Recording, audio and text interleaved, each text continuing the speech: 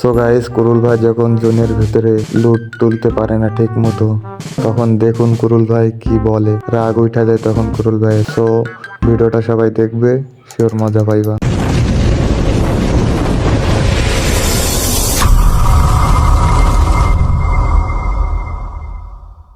কি বালের গেম রে ভাই, আজ এরা গেম বানায় রাখছে, লুট বলে নি তারি যায় থেকে।